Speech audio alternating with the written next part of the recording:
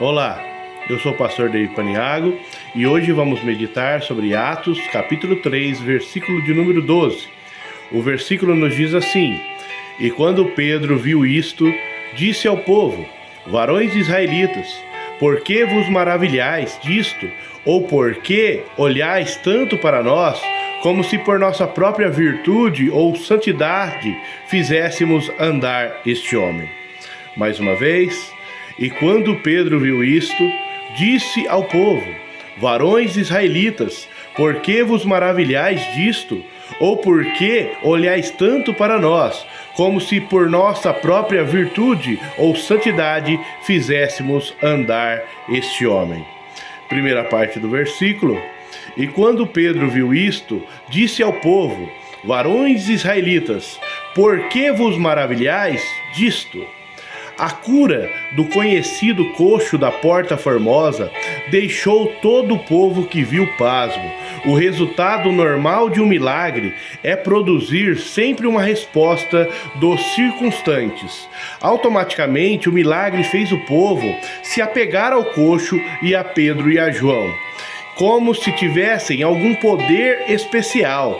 Pedro, quando percebeu isso, disse ao povo: Varões israelitas, por que vos maravilhais disto? Pedro lançou mão da oportunidade para explicar o significado do acontecido.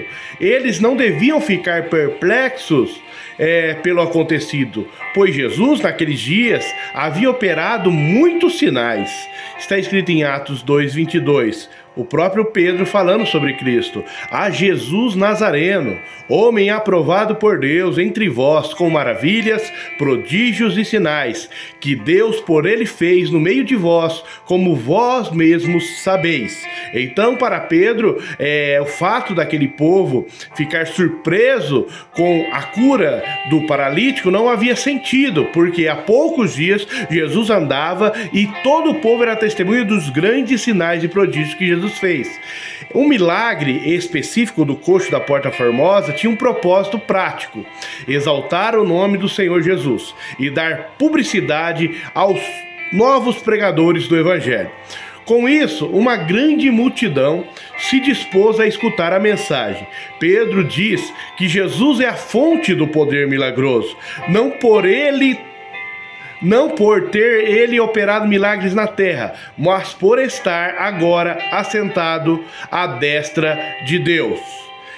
Segunda parte do versículo: Ou, por que olhais tanto para nós, como se por nossa própria virtude ou santidade fizéssemos andar este homem? O povo ou considerou que Pedro e João tinham poderes próprios, dos mais notáveis, ou que eram tão devotos que Deus respondia às orações deles com sinais milagrosos. Seja qual for o pensamento do povo, Pedro quis desviar a sua atenção dos apóstolos para a origem do milagre. Paulo e Barnabé, quando curaram um paralítico na cidade de Listra, foram surpreendidos também com a reação do povo. As multidões, que consistiam dos habitantes locais, acreditaram que Paulo e Barnabé deviam ser deuses, que vieram visitá-los e resolveram que deveriam honrá-los. Os missionários foram identificados como dois os deuses tradicionais gregos. Paulo foi chamado de Mercúrio por ser o orador, e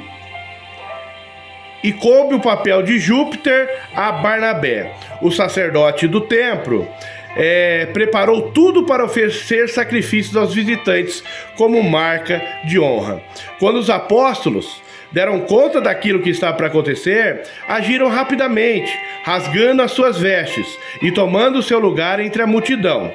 Rasgar as vestes é expressão de repugnância diante da tentativa blasfema de considerar divinos os homens, e a corrida rápida dos apóstolos para entrarem no meio da multidão foi a tentativa deles de evitar serem reverenciados como deuses e assim de pecarem contra o Deus verdadeiro. A situação exigia uma explicação, e Paulo não perdeu a oportunidade de instruir o povo acerca da verdadeira natureza de Deus, como Pedro também fez. Por que estáis olhando tanto para nós, como se nós fosse por nossa própria virtude ou santidade que fizéssemos andar este homem. Então, que o nome do Senhor seja glorificado em qualquer milagre que ocorrer na nossa vida. E nós, homens de Deus, pessoas que representam a sua palavra e a sua santidade, que venhamos jamais tentar colher os louros por aquilo que Deus faz, mas que possamos sempre nos esquivar da glória dos homens, porque os homens sempre estão sujeitos a interpretarem errado a questão milagrosa. Que Deus em Cristo vos abençoe.